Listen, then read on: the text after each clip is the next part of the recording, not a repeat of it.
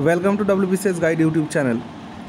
Deer aspirants, আমাদের ভোকাব booster সিরিজের আমাদের ইডিয়মস অ্যান্ড ফ্রেজেসের আজকের সেকেন্ড ক্লাস।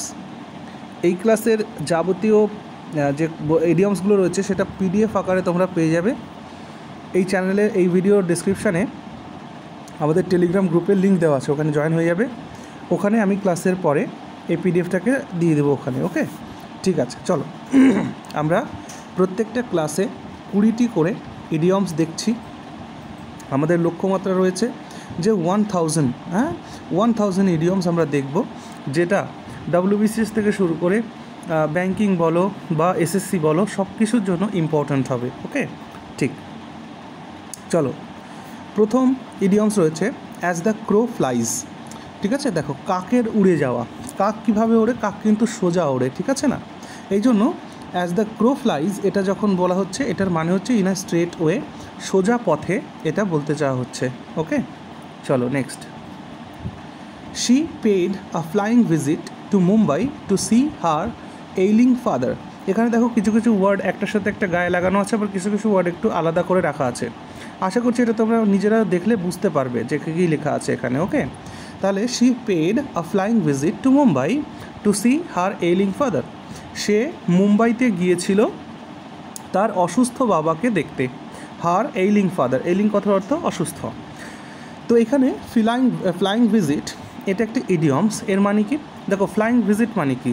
গেলাম, গিয়ে জাস্ট দেখা করে চলে আসলাম। তার মানে ফ্লাইং ভিজিট মানে হচ্ছে a very short visit. Option A is the right answer. উত্তর করার সময় কিন্তু সতর্ক থাকতে হবে, অপশানগুলো ভালো করে দেখতে হবে, তারপর উত্তর করতে হবে। Okay, very good. Now the question is a sacred cow. দেখো স্যাক্রেড কথার অর্থই হচ্ছে পবিত্র, অর্থাৎ নিষ্পাপ। তাহলে আ স্যাক্রেড কাউ মানে কি? যে ব্যক্তির মধ্যে পবিত্রতা রয়েছে, ঠিক আছে না?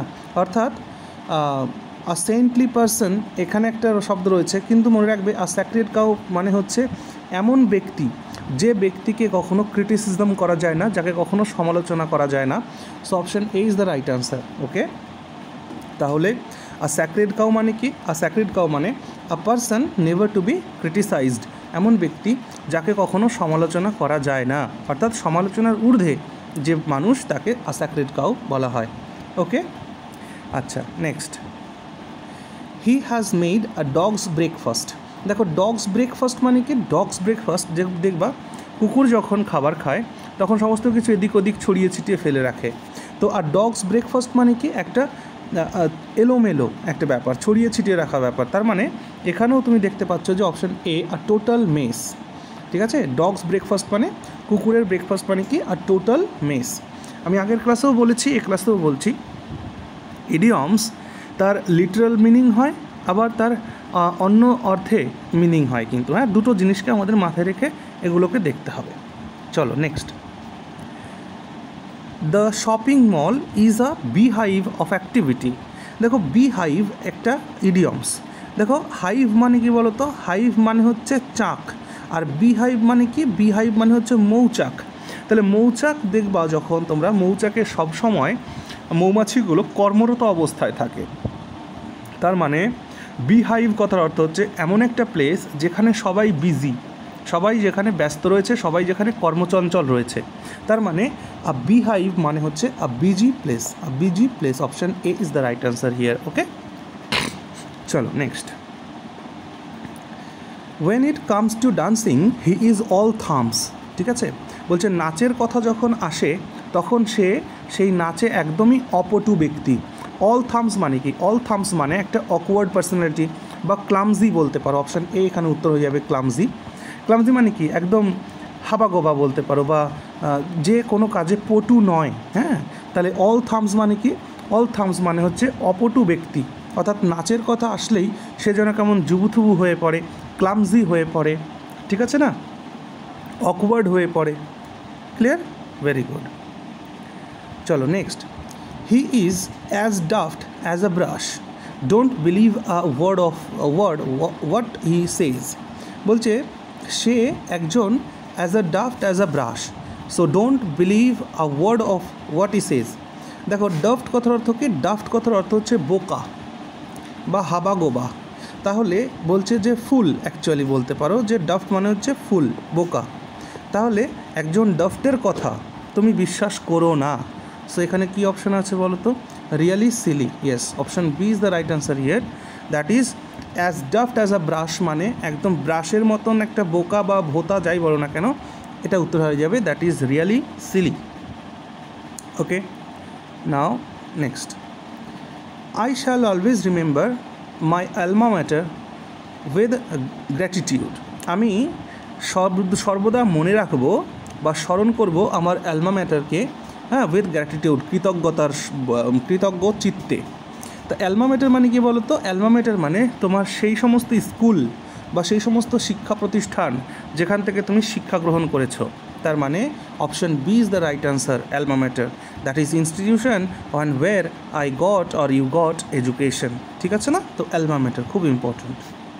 চলো, he and his neighbour are always at loggerheads. দেখো, অ্যাট লগর হেডস এটা আগের দিনও আমরা করেছিলাম। তাহলে আমি বলেছিলাম যে লগর হেডস মানে কি? লগর হেডস মানে আগের দিন বলেছিলাম না? লগর হেডস মনে করো দেখি, যারা রেগুলার ক্লাস দেখছো।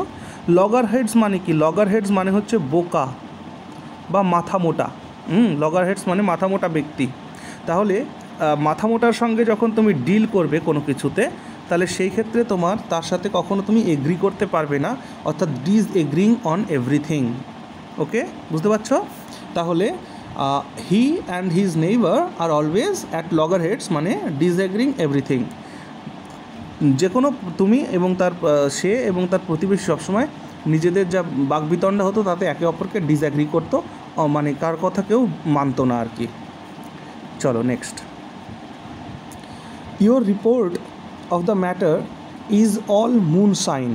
দেখো, মুন সাইন সুন্দর একটি ইডিয়াম। মুন সাইন মানে আমরা বুঝতে পারছি চন্দ্রালোক, চাঁদের আলো, কিন্তু মনে রাখবে মুন সাইন মানে হচ্ছে রাতের আলোতে যেটা তুমি প্রস্তুত করছো সেটা সত্য না হতেও পারে। তাই মনে রাখবে মুন সাইন কথার অর্থ হচ্ছে অল মুন সাইন মানে হচ্ছে সাজানো ঘটনা, সাজানো ঘটনা বা ফ্যান্সিফুল স্টোরি, যেটাকে তুমি সাজিয়েছো বা যেটাকে তুমি ডিসগাইজ করেছো বা যেটাকে তুমি ডেকোরেট করেছো, সত্যকে লুকানোর জন্য যেটা তুমি করেছো। ওকে, তাহলে your report of the matter, এই ম্যাটারে তোমার যে রিপোর্ট সেটা সবই সাজানো ঘটনা বলে মনে হচ্ছে। তার মানে concocted is the right answer here. Okay, concocted শব্দের অর্থ কি? কনকক্টেড শব্দের অর্থ কিন্তু সাজানো বা ফ্যান্সিফুল বা ইমাজিনারি বা কল্পনার জগতের থেকে কথাবার্তা। ওকে, ঠিক। Now the principal of this school is a hard nut to crack. দেখো, হার্ড নাট টু ক্র্যাক মানে কি? এতটাই শক্ত নাট যে সেটাকে ক্র্যাক করা যাচ্ছে না। তার মানে এমন পার্সোনালিটি যাকে খুব সহজে কনভিন্স করা যায় না বা যাকে কোনো কিছু সহজে পারসুয়েড করা যায় না। তাই এটা কি হবে? জেনারাস হবে? No. Difficult, careless, kind. So option B is the right answer here, that is difficult.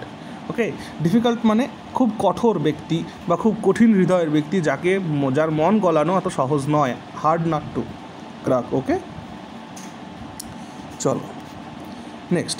My father is undoubtedly an armchair critic. Armchair critic এটা একটা ইডিয়মস। দেখো, আর্ম চেয়ার ক্রিটিক মানে যারা শুধুমাত্র চেয়ারে বসে বসে সমালোচনা করতে পারে অথচ ফিল্ডে নামবে না। এই ইডিয়মসের ব্যাকগ্রাউন্ডটা এটাই, যারা চেয়ারে বসে বসে ক্রিটিসিজম করবে, সমালোচনা করবে, কিন্তু ফিল্ডে নামবে না। তাহলে কোথায় আছে অপশান? দেখো, তুমি দেখবে অপশান ডিতে রয়েছে, that is someone who gives advice based on theory not practise. যে শুধুমাত্র থিওরির উপরে বেস করে কথা বলে, তার প্র্যাকটিস জীবনে নেই। অর্থাৎ বই পুস্তকে যা লেখা আছে সেটা নিয়ে কথা বলছে, কিন্তু সেটাকে যে নিজের জীবনে লাগু করতে হবে বা প্র্যাকটিক্যাল ব্যাপারটা থাকবে সেটা কিন্তু নেই। তাহলে আর্ম চেয়ার ক্রিটিক মানে যারা ফিল্ডে কাজ করেনি, যাদের মধ্যে শুধু থিওরির জ্ঞান রয়েছে বাট প্র্যাকটিসটা নেই। ওকে, ক্লিয়ার হলো? চলো next. Shyamprasad was a chief of the old block. দেখো, a chief of the old block আমরা বাংলাতে বলি না বাপের বেটা, তো এই ইডিয়মটার মানে হচ্ছে তাই, আর chief of the old block মানে বাপের বেটা বা হিন্দিতে বলে বাপ কা বেটা। ঠিক আছে না? তার মানে হচ্ছে যে ব্যক্তি একটা ওল্ড ব্লক থেকে, একটা চিফ মানে টুকরো, তাহলে ওল্ড ব্লকের একটা টুকরো, তার মানে কি বাবার তুমি সন্তান। তাহলে সেই ক্ষেত্রে দেখো কোথায় আছে এটা? Common boy no, being of the old generation, no. Someone similar in character, acha, option C is the right answer here. Someone similar in character to one's father. যদি কেউ তার বাবার গুণাবলী পেয়ে থাকে সর্বৈব, তখন তাকে বলা হয় বাপ কা বেটা। এটাই হচ্ছে এর মিনিং। ওকে, চলো। He advised her to give a wide birth two malicious people. বলছে ম্যালিসিয়াস পিপল থেকে নিজেকে সবসময় বাঁচিয়ে রাখার অ্যাডভাইস সে তাকে দিয়েছিল। দেখো, ওয়াইড বার্থ এটা একটা ইডিয়মস। বার্থ কথাটা মাথায় রাখবে, বার্থ, BERTH, বার্থ। বার্থ মানে কি বলো তো? বার্থ মানে নোঙর ফেলার জায়গা। জাহাজগুলো যখন সমুদ্রে চলে যখন তাদের নোঙর করতে হয়, নোঙর করার জন্য একটা বিরাট বড় এরিয়াকে বাঁচতে হয় যেখানে জাহাজকে নোঙর করতে হয়। তাহলে নোঙর করা বা ওই বার্থের জায়গা মানে কি? যেখানে নোঙর করতে হয়, ভালো একটা সুন্দর জায়গা, মানে একটা ওয়াইড স্প্রেড একটা জায়গা। তাহলে এটার মানে কি হবে? এর মানে হচ্ছে দূরত্ব বজায় রাখা। অর্থাৎ option D is the right answer here, to stay away from. অর্থাৎ আ ওয়াইড বার্থ টু এর মানে দূরে থাকা, দূরে থাকা। ওকে, চলো। Your remarks during the discussion added fuel to the fire. দেখো, added fuel to the fire, adding fuel to the fire মানে কি? আগুনে ঘি ঢালা। আমরা বাংলায় বলি না যে আপনি এসে আবার আগুনে ঘি ঢাললেন কেন? তো added fuel to the fire মানে হচ্ছে আগুনে ঘি ঢালা। অর্থাৎ এই আলোচনা যখন চলছে, এই ডিসকাশন যখন চলছে, সেখানে তুমি যে মন্তব্যটা করেছো, অর্থাৎ your remarks during the discussion added fuel to the fire, অর্থাৎ আগুনে ঘি ঢেলেছে, ভস্যে ঘি ঢালার মতন। ওকে, এরকম একটা ব্যাপার। সো কী হবে? গট আদার অ্যাংরি। আগুনে ঘি ঢালা মানে কি? কোনো জিনিস মনে করো শর্ট আউট হয়ে যাচ্ছিল, সেটাকে আবার তোমার কোনো একটা কমেন্টে সেটা আবার উস্কে উঠলো, তার মানে worsened the matters. Option C is B the answer. ঠিক আছে, কোনো জিনিসকে আরও খারাপ করে দেওয়া। ঠিক আছে, এমনিতেই ঝগড়া বিবাদ সমস্ত চলছে খারাপ, কিন্তু গিয়ে আরও কিছু কথা বলা হলো, সেইখানে গিয়ে ব্যাপারটাকে আরও খারাপ করা হলো। সো এই ক্ষেত্রে option C is the right answer will be worsened matters, কোনো ম্যাটারকে খারাপ করে দেওয়া আরও। ওকে, চলো next. Next is winning the competition was quite a feather in my cap. এই কম্পিটিশনটা জেতা আমার কাছে a feather in my cap. দেখো, ফিদার ইন মাই ক্যাপ মানে কি? আমার টুপিতে একটা নতুন পালক যুক্ত হলো, তার মানে আমি কিছু অ্যাচিভ করলাম জীবনে। আবার বলছি, আ ফিদার ইন মাই ক্যাপ মানে আমার টুপিতে আরেকটি পালক যুক্ত হলো, তার মানে আমি জীবনে কিছু অ্যাচিভ করলাম। তাহলে এখানে অপশান কোথায় আছে দেখো, একদম দেখতে পাচ্ছ অপশান সিতে আছে অ্যান অ্যাচিভমেন্ট। ওকে, তাহলে a feather in my cap means achievement, কোনো কিছু অর্জন করা। চলো, মাই ফাদার্স, এটাই তো, হ্যাঁ, my father's dealings are open and above board থাকে। ঠিক আছে, অ্যাবাভ বোর্ড মানে কি? সমস্তটাই বোর্ডের ওপরে রাখা, তার মানে লুকানো কি চোরানো আর কিছু নেই, সবটাই ওপেন হয়ে গেছে, অর্থাৎ উইদাউট এনি সিক্রেট। তাহলে অ্যাবাভ বোর্ড মানে সমস্তটাই বোর্ডের উপরে রাখা, কোনো কিছুই আর লুকানো নেই, কোনো কিছুই আর গোপন নেই, তার মানে অ্যাবাভ বোর্ড এর মিনিং হলো উইদাউট এনি সিক্রেট। ক্লিয়ার হচ্ছে বিষয়টা? Okay, now some shots were fired at random. কিছু গুলি অ্যাট র্যান্ডাম ফায়ার করা হয়েছিল। অ্যাট র্যান্ডাম মানে কি বলো তো? কোনো লক্ষ্য ছাড়াই, জাস্ট এদিক সেদিক করে ফায়ার করা হয়েছে। তাহলে অ্যাট র্যান্ডাম মানে উইদাউট এনি এইম, কোনো টার্গেট করা ছাড়া বা কোনো এইম ছাড়া র্যান্ডাম গুলি ছাড়া হয়েছে, শর্ট ফায়ার করা হয়েছে, এটাকে বলে অ্যাট র্যান্ডাম। তাহলে অ্যাট র্যান্ডাম মানে কি? Without any aim. Okay, very good. Now second last of our class, the road